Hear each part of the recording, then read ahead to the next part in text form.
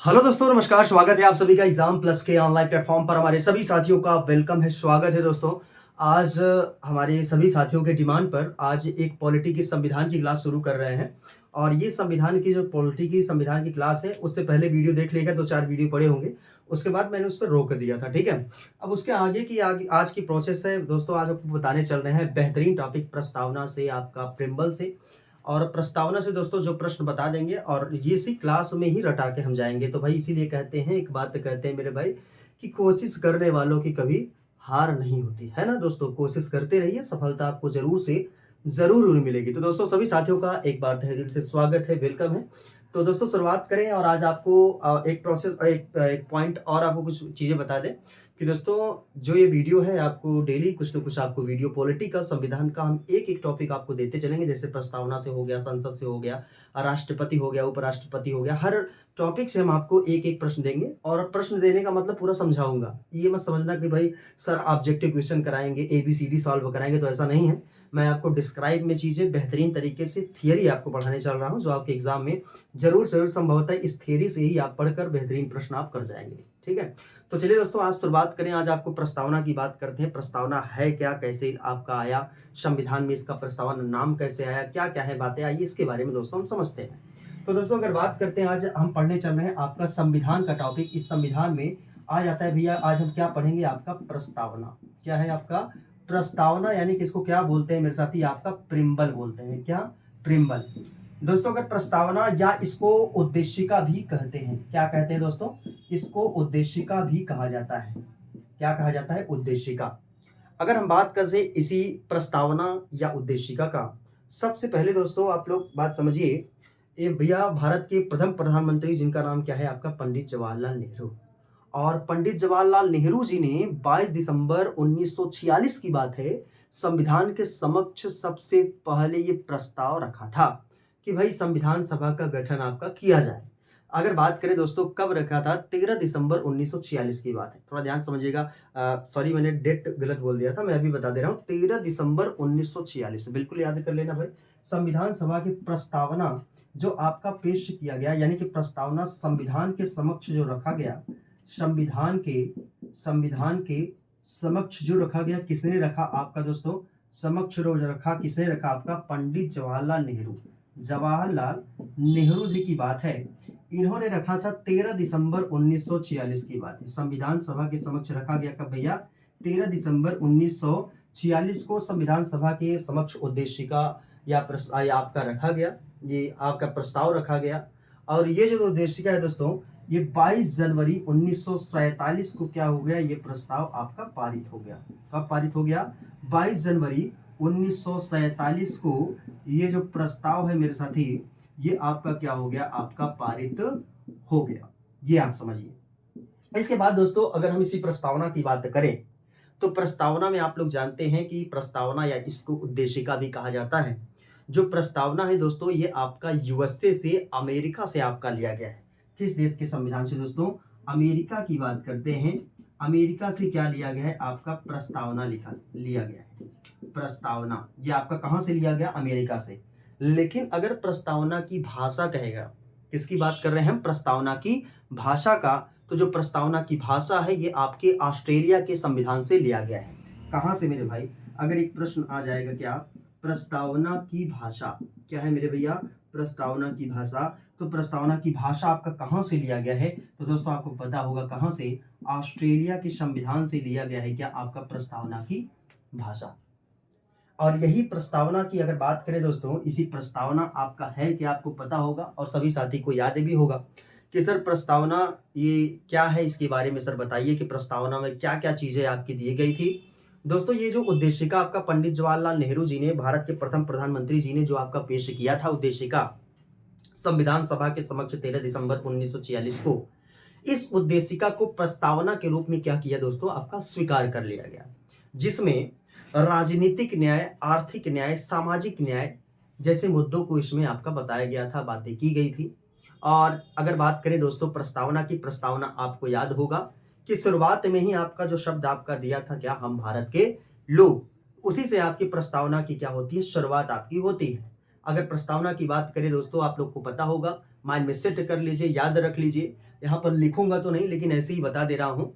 ये जो प्रस्तावना है क्या है मेरे साथी, कि हम भारत के लोग भारत को एक संपूर्ण प्रभुत्व संपन्न समाजवादी पंथ निरपेक्ष लोकतंत्रात्मक गणराज्य बनाने के लिए तथा उसके समस्त नागरिकों को सामाजिक आर्थिक राजनीतिक विचार यानी कि राजनीतिक न्याय दिलाने के लिए विचार अभिव्यक्ति विश्वास धर्म उपासना की स्वतंत्रता प्रतिष्ठा और अवसर की समता प्राप्त करने के लिए तथा उन सब में व्यक्ति की गरिमा और राष्ट्र की एकता और अखंडता सुनिश्चित करने वाली बंधुता बढ़ाने के लिए दृढ़ संकल्प होकर अपने इस संविधान सभा में आज तारीख 26 नवंबर 1949 ईस्वी को मिति मार्ग शुक्ल सप्तमी संवत 2006 विक्रमी को एतद द्वारा इस संविधान को अंगीकृत अधिनियमित और आत्मर्पित करते हैं।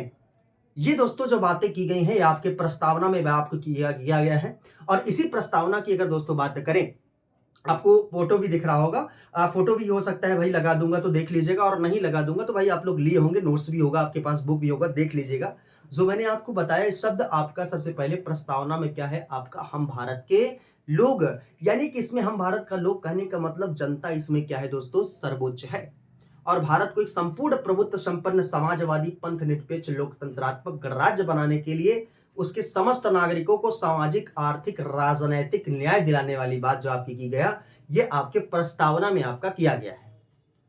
आइए दोस्तों हम आपको बताते हैं कि इस शब्द में शुरुआत में देखिएगा, बुक ना हो तो बुक ले लीजिएगा हाथ में, और वहां पर देखिएगा शुरुआत में आपका दिया गया है प्रस्तावना में कि हम भारत के लोग भारत को एक संपूर्ण प्रभुत्व संपन्न समाजवादी पंथ निरपेक्ष लोकतंत्रात्मक गणराज्य, क्या क्या दिया गया है थोड़ा ध्यान से देखिएगा, इसको हटाते हैं। क्या क्या दिया गया भैया, आपका समाजवादी, यहां पर मैं लिख देता हूं इसको, क्या क्या दिया गया है थोड़ा ध्यान से देखिएगा, क्लियर आपको दिखाई देगा भाई। और अगर आप लोगों का प्यार रहा तो भाई बहुत जल्द मैं बोर्ड पर भी डिजिटल बोर्ड पे भी आपके आ जाऊंगा, और बेहतरीन तरीके से आपकी और भी चीजें हम आपको बताएंगे। बस आपके प्यार की बिल्कुल जरूरत है। ये देख लेते हैं, उसके बाद बातें करते हैं, ठीक है।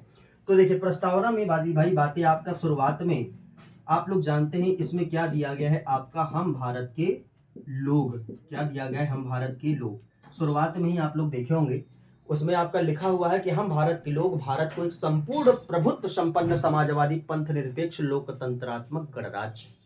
तो दोस्तों इसमें क्या दिया गया, संपूर्ण प्रभुत्व समाजवादी। आप लोग जानते हैं एक शब्द क्या इसमें दिया गया है, आपका समाजवादी। तो समाजवादी की दोस्तों अगर बात करें, जो आपका इसमें बात किया गया क्या, आपका समाजवादी का, तो जो समाजवादी होता है ये होता क्या है, आपको कहेंगे सर जो समाजवादी है वो क्या है सर, इसके बारे में बताइए। तो जो समाजवादी किसको कहते हैं भाई, जो सबका है, जो सबका है। एक मोटा ऐसे ही बता दे रहा हूं, एक बार में ही समझ जाएंगे चाहे जैसे ही हो। जो सबका है वही क्या है, आपका समाजवाद है। क्या है, समाजवाद है। आप कहोगे सर कैसे, इसको ध्यान समझिए, आप कहोगे सर कैसे, तो जो सबका है वही क्या है, आपका समाजवाद है। तो देखिए दोस्तों शुरुआत में स्टार्टिंग में समाजवाद की स्थापना के लिए एक दोस्तों क्या हुआ था, समाजवाद की स्थापना के लिए ही बैंकों के राष्ट्रीयकरण की शुरुआत हुआ। क्या हुआ दोस्तों, बैंकों का क्या किया गया भाई, आपका राष्ट्रीयकरण भी आपका किया गया, ठीक है ना, किसके लिए, समाजवाद की स्थापना के लिए। तो जो सबका है वही क्या है दोस्तों, आपका समाजवाद है। और ये शब्द आपकी किसमें बात किया गया है, आपका तो प्रस्तावना में, ये आपके उद्देशिका में ये बातें आपकी की गई थी।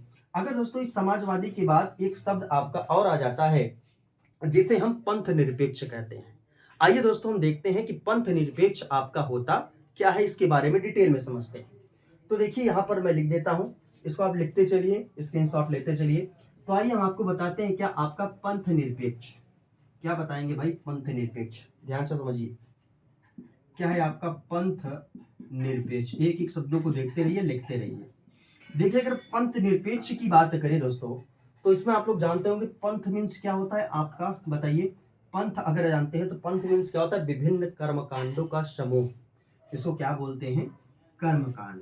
क्या बोलते हैं दोस्तों, पंथ क्या है आपका, इसको क्या बोलते हैं, विभिन्न कर्मकांडों का समूह, विभिन्न कर्मकांडों का समूह। तो आप कहोगे सर ये जो विभिन्न कर्म कांडों का समूह है, इसका कहने का मतलब क्या हो गया, क्यों शब्द का प्रयोग किया गया। दोस्तों आप लोग जानते होंगे कि भारत में हिंदू धर्म, मुस्लिम धर्म, ईसाई धर्म, सिख धर्म, यानी कि आपके विभिन्न प्रकार के आपके धर्मों की बात आपका किया गया। तो इसीलिए थोड़ा ध्यान समझना, जैसे अगर हम बात करें इसमें हिंदू धर्म, क्या है, हिंदू धर्म दिख रहा है, नहीं दिख रहा हो तब भी आप समझो। एक क्या हो गया आपका मुस्लिम धर्म, क्या हो गया, मुस्लिम धर्म।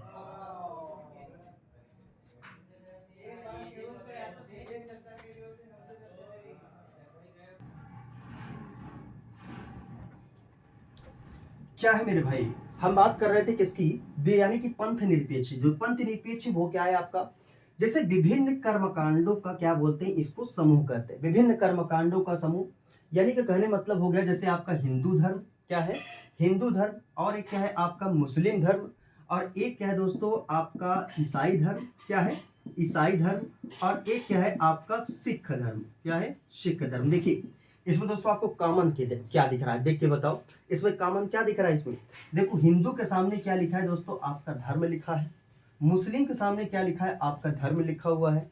ईसाई के सामने क्या लिखा है, आपका धर्म लिखा हुआ है। सिख के सामने क्या लिखा हुआ है, आपका धर्म लिखा हुआ है। धर्म का मतलब ही दोस्तों ध्यान से समझना, धर्म का जो मतलब होता है, इसका मतलब क्या हो गया आपका सद्गुणों को धारण करने वाला।